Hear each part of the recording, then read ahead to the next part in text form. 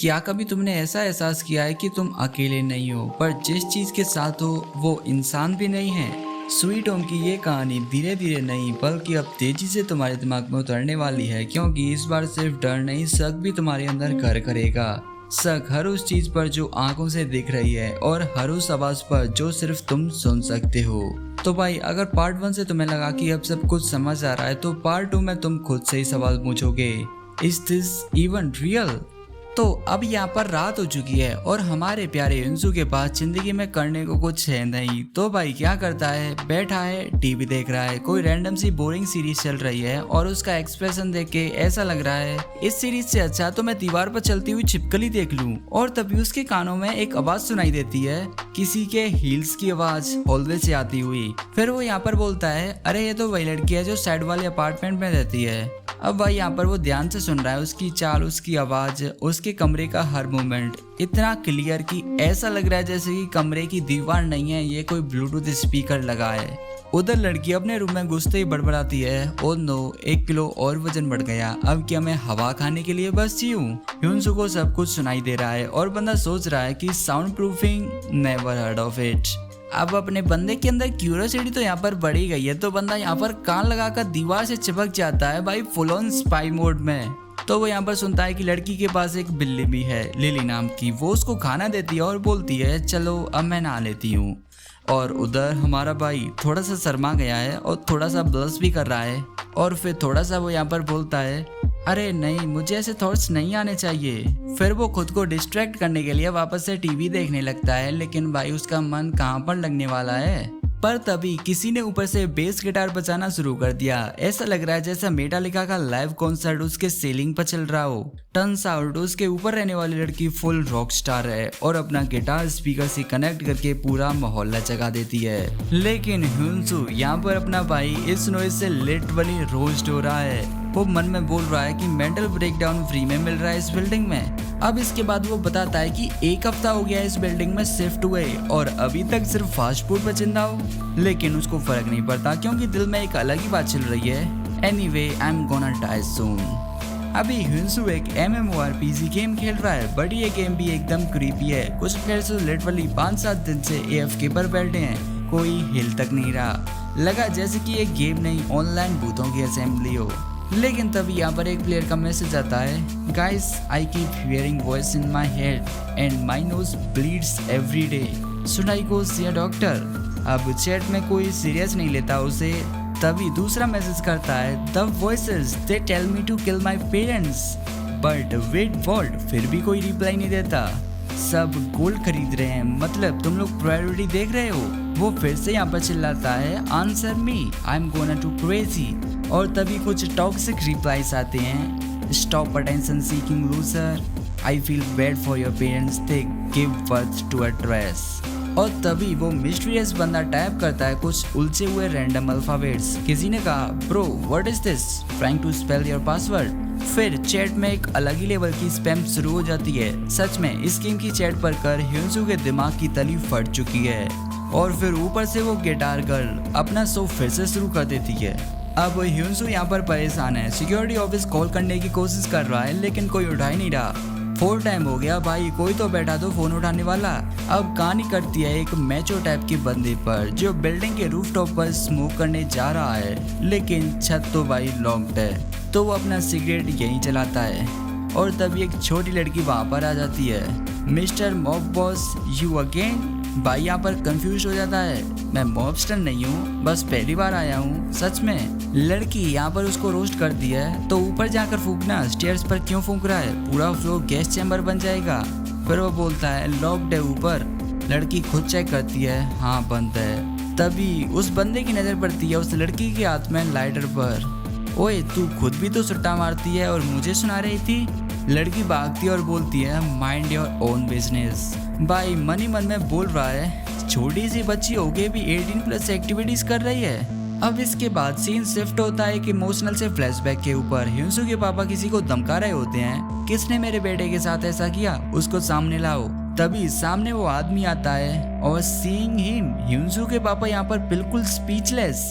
Scene यहाँ पर break होता है और रिवील होता है, again it was just a dream. Hyunsu यहाँ पर उड़ता है और उसके पूरे बॉडी पर पसीना पसीना हो जाता है। अब इसके बाद उसके फोन पर एक मैसेज आता है, your package has been delivered. भाई भागता है बाहर की तरफ पैकेज लेने के लिए, लेकिन बॉक्स ऑलरेडी खुला पड़ा है। और तभी उसकी नजर पड़ती है सैड वाली लड़की पर, जिसने उसका सारा सामान और राशन चुरा लिया है। वो उसे टोकने ही जा रहा था, लेकिन तभी वो नोटिस करता है कि उसके डोर पर खून पड़ा हुआ है। वो यहाँ पर सोचता है क्या ये नोज ब्लीड है, लेकिन इतना ज्यादा। वो अंदर की तरफ झांकने की कोशिश करता है। अंदर से आवाज आ रही है किसी के खाने की। वहाँ पर सामने रामेन पड़ा हुआ है, पर कोई मॉन्स्टर की तरह लिटरली उससे कच्चा ही खा रहा है। और तभी एक चीज गिरती है उसके सामने, एक बिल्ली का कॉलर लिटरली खून में सना हुआ। भाई यहाँ पर शॉक मोड में हो जाता है और फिर उसको एक हाथ दिखाई देता है जो क्लियरली इंसानी हाथ नहीं है। और फिर वो हाथ उस खून में सनी कॉलर को उठा लेता है और कोने में घसीट ले जाता है। ह्यूनसू यहाँ पर बिल्कुल ही फ्रीज हो जाता है और फिर वो आवाज सुनता है, it's trying to eat but failing. और तभी वो क्रीचर उस कॉलर को फेंक देता है। Instant death. ह्यूनसू यहाँ पर पीछे हटता है स्टेप बाय स्टेप, पर वो गलती से अपना पैर एक स्नैक के पैकेट पर रख देता है। और तभी एक भारी भयंकर आवाज सुनाई देती है, it's someone out there. Instant उसका फ्लैश मोड ऑन। भाई लिटरली उसेन बोल्ट बन जाता है, यहाँ पर भाग के अपने अपार्टमेंट में छुप जाता है। और तब से ये कहानी और भी ज्यादा डरावनी हो जाती है। कमरे में छुपा हुआ ह्यूनसू यहाँ पर सुन रहा है कि उसके अपार्टमेंट के सामने कोई बाहर आकर खड़ा है। वो बेल रिंग करता है, लेकिन साइलेंस। उसका दिल यहाँ पर तेजी से धड़कने लगता है।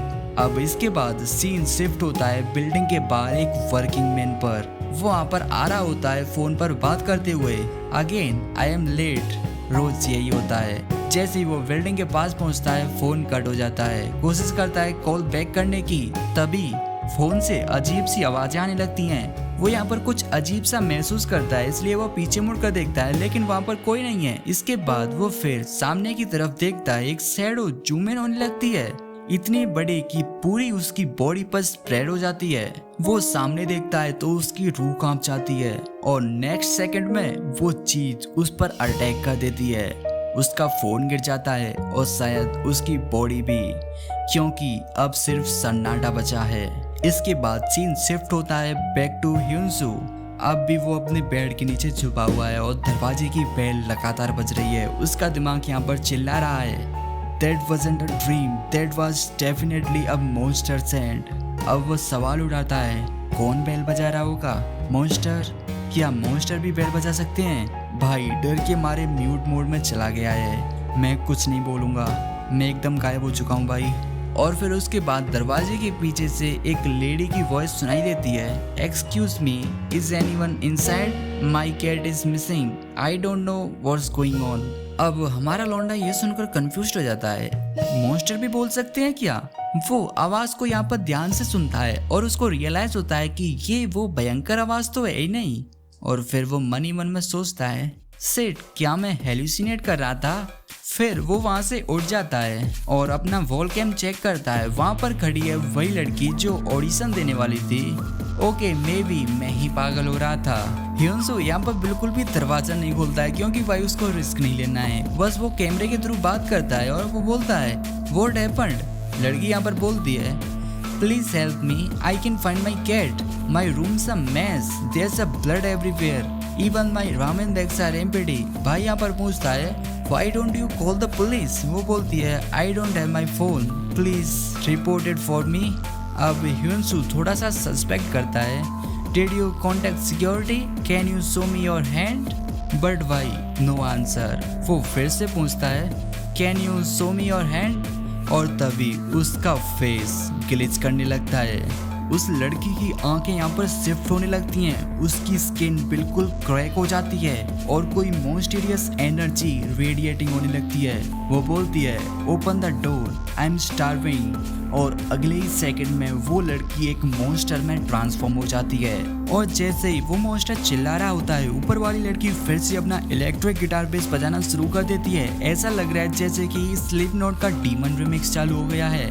डीमन मुड़कर ऊपर की तरफ देखता है, समथिंग टू ईट, और भाग जाता है। अब इसके बाद सीन कट हो जाता है उस गैंगस्टर टाइप के बंदे पर जो शोर से इरिटेट हो चुका है। वो बोलता है, भाई ये गिटार कॉन्सर्ट कौन कर रहा है अपार्टमेंट में। उसको इतना गुस्सा आता है कि वाइपर ही तोड़ देता है।